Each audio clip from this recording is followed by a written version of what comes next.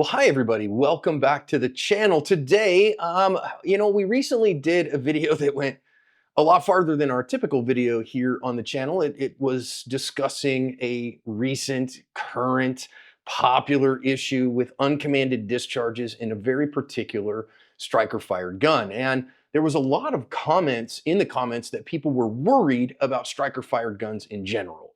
Some people just said, hey, I'm just going to go back to, this other striker-fired gun. I'm going to carry my Glock, or that's why I carry a VP9. Okay, fine, that's great. And if that's you, I got no problem with that. Some people, though, said, well, John, I just think this is keeping me away from striker-fired guns completely, and I'm worried about that. Well, I think that's not, we'll talk about whether or not that's an issue. But if it is for you, here's a possible solution, okay? So since 2018, I've been carrying this bad boy.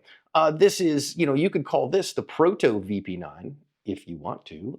This is an HK P30, this particular P30 in the LEM trigger. And with the LEM trigger, which I have harassed my friends at HK to start calling the hybrid trigger rather than that. We'll talk about that as well.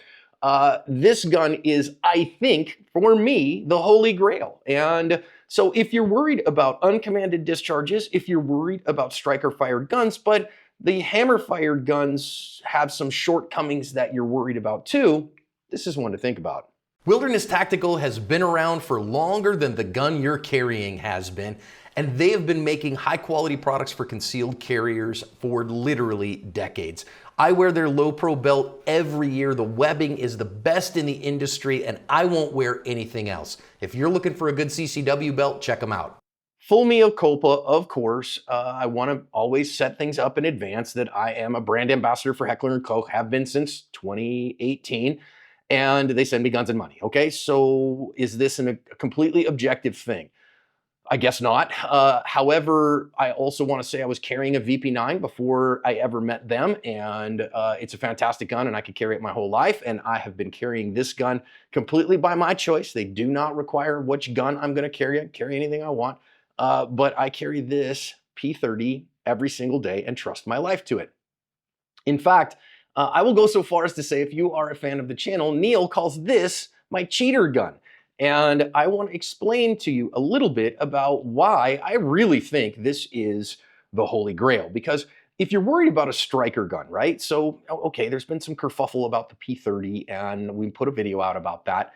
And folks were like, well, John, I just am going to go to my Glock because it doesn't have that problem. I agree. I mean, I think that really no other striker-fired pistol has the problems that the P30 is having right now with the smoke around it. So those are all fine choices, okay? So if you want to carry a Glock, you want to carry an M&P, you want to carry a VP9, you want to carry a Walther PDP, you want to carry a Springfield Echelon, those are all great choices, okay? There are probably some others I'm missing. I'm not trying to exclude any other brands, okay? If you want to carry a Taurus GX4, cool.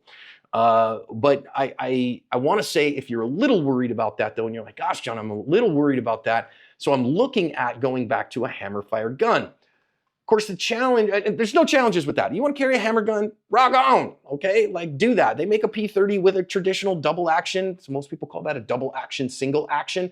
I call it, it's traditionally known as a traditional double action gun with a long, heavier first trigger press. Then when the slide cycles, then it resets into the single action position, and it's a very light, crisp trigger from there.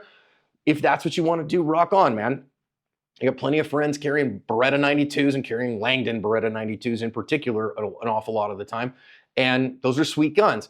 I don't have a problem with that. And if that's what you want to do, rock on. I have some other friends that are like, well, this is why I carry a 2011, and this is why I'm into my staccato, because it's got a manual safety. I carry it condition 1. If you want to carry condition 1, 2011, great. If you want to carry a 19 by God 11 in condition 1, remember, right, safety on before it goes in the holster. Pretty pleased with sugar on top.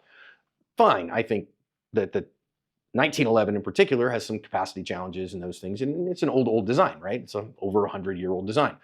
But what does this do that those don't? I've got a couple of videos on the channel, but it's been a little while. I really think this has all the advantages of a striker, like the reason that you'd want to maybe carry a striker, and all the advantages of a hammer, and none of the drawbacks of either one. So it's kind of the holy grail, in my opinion. Now, of course, this guy here has been very thoroughly cleared. I don't have a magazine in it, and I have visually, physically verified that the chamber is empty as well.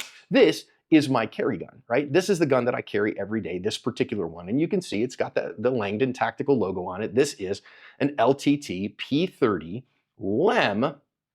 That stands for law enforcement modification. No law enforcement agency that I'm aware of is using these today, or maybe they still are, but that's why I'm trying to convince them to change the name to hybrid, because it's not for law enforcement, it's for anybody.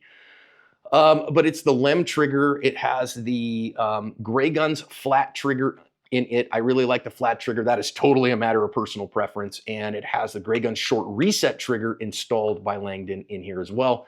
I like the extra light. Which one of those is right for you? Light, the extra light, medium, heavy, whichever one of those is best for you, do. I like the extra light in it. It makes the trigger break right about 4 pounds, and it's delightful to me. But I want to explain to you how this works, because it's kind of unique in that it has both a trigger spring and a hammer spring. So it's a double sprung system. So what you're going to see here is that you never carry this gun. There's no decocker on this, like some double action guns, most have a decocker on them, the traditional double action, so that you can put the hammer down safely. It's one of those weird things. Some folks love CZs, and they're fine guns too. But some of them don't have a decocker, and so you have to manually decock the gun, and that gives me the willies, man. That blah, blah, blah, blah. I don't like that at all. Okay, there's that. This one here, it's got a flat face. That's how you can tell it's a LEM, is that it doesn't have the spur, the hammer spur on it. You never carry this gun in with the hammer back, because that's not how it works. So when you put a magazine in it and load the gun, it will cock the hammer spring, but the trigger spring returns all the way. And so what you have on your first trigger pull is you have a light, as long as you're not doing heavy LEM, you have a light press back to the wall.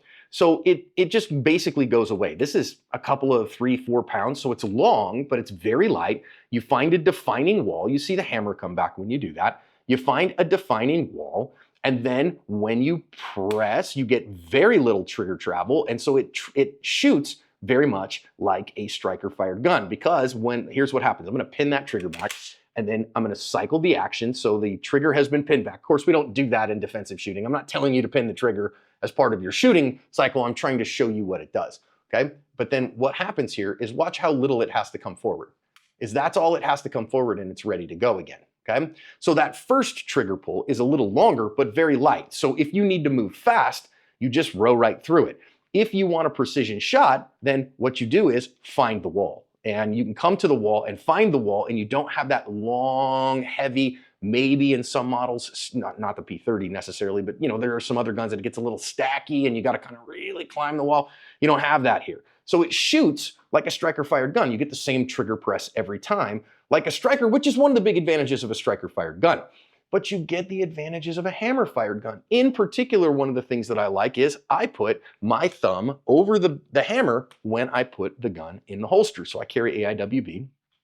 I put my thumb on the hammer, because then if God forbid something were to get in the trigger when I'm putting the gun in the holster, my thumb is blocking that from moving, and I would feel it on my thumb and be able to abandon ship. Now, of course, I still want to visually verify and do all those things, right? And I'm not saying it's dangerous to put a striker away. If you visually verify your holster and you look the gun into the holster, that should do it. But if you want a little extra safety, putting your thumb on the back here gives me that. Same thing if you rock a Glock, you can get a striker control device for it, which basically does the same thing. And I think that's a really wise thing.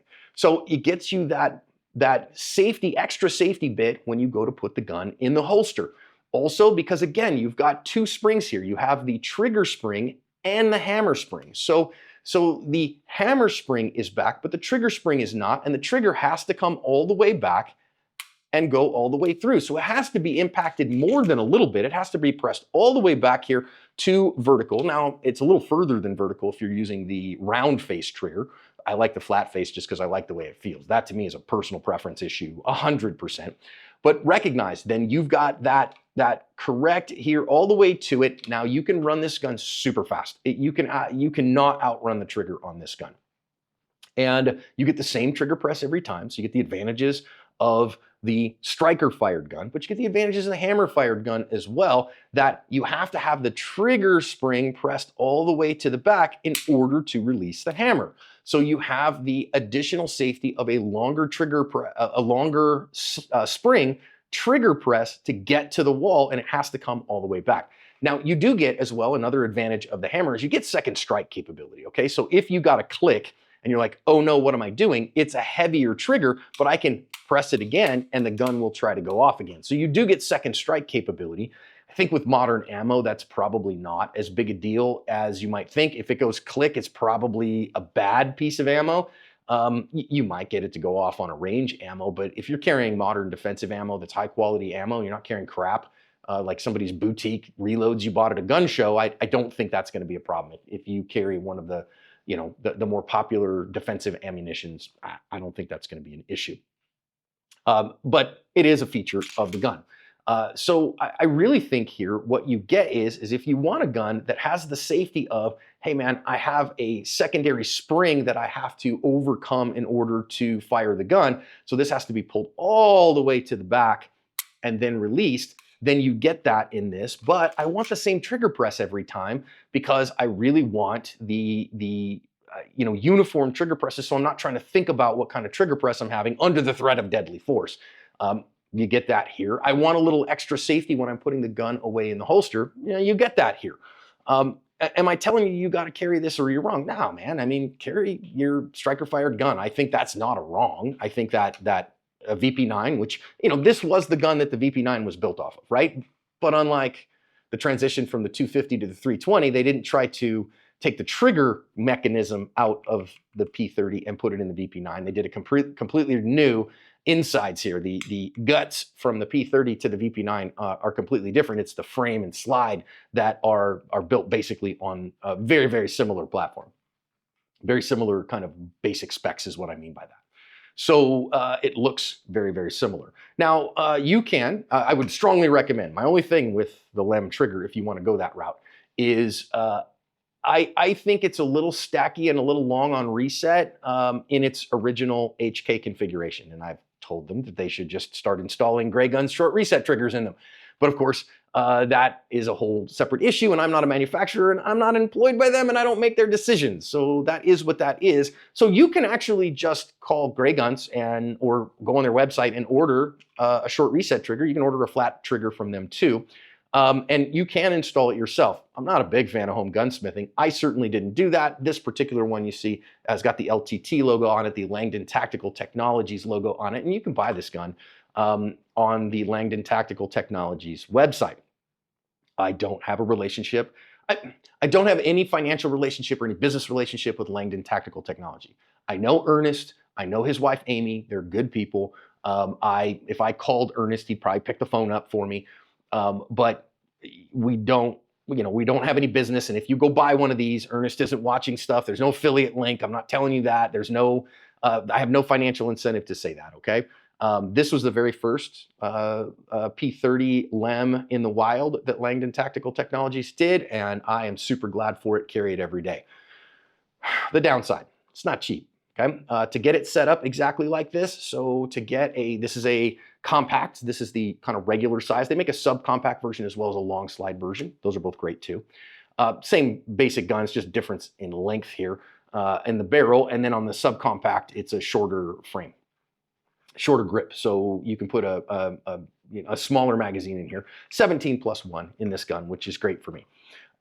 In the compact size. So if you buy this gun from Langdon, basically, I mean, you're just paying for the parts. I mean, he's not really charging you anything more than you would have to do all the work and to get it by yourself. Now, again, that doesn't come cheap, right? So this gun in its current configuration, this is a P30 LEM with a Langdon red dot cut on it with the standard irons, backup irons back behind.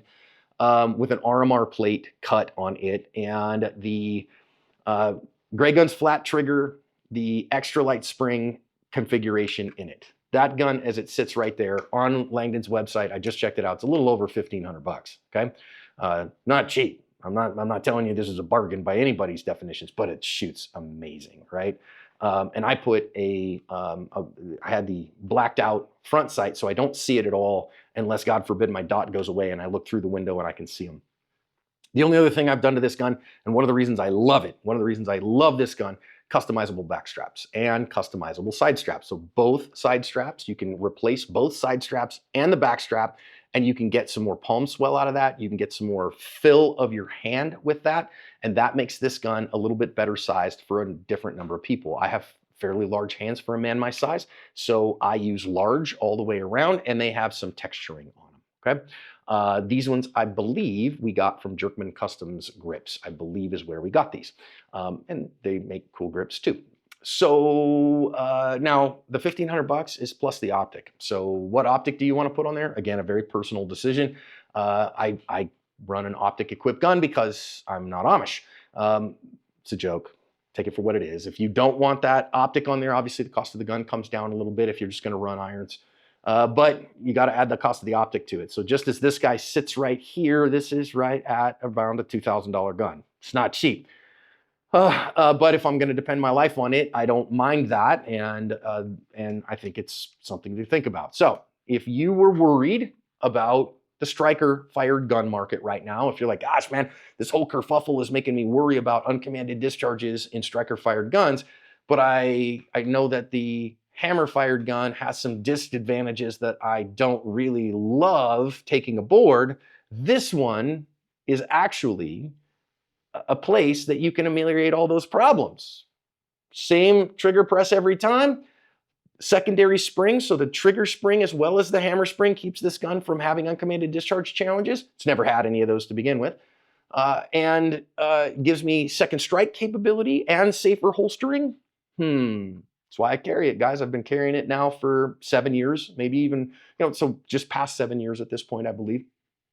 And it's going to take a lot. It would take a heck of a gun to get me off of carrying this. I do carry the HK CC9 on occasion when I need deep concealment, but this is my everyday carry gun. It will continue to be, and if that's something you're looking for, maybe that's a choice you might want to make.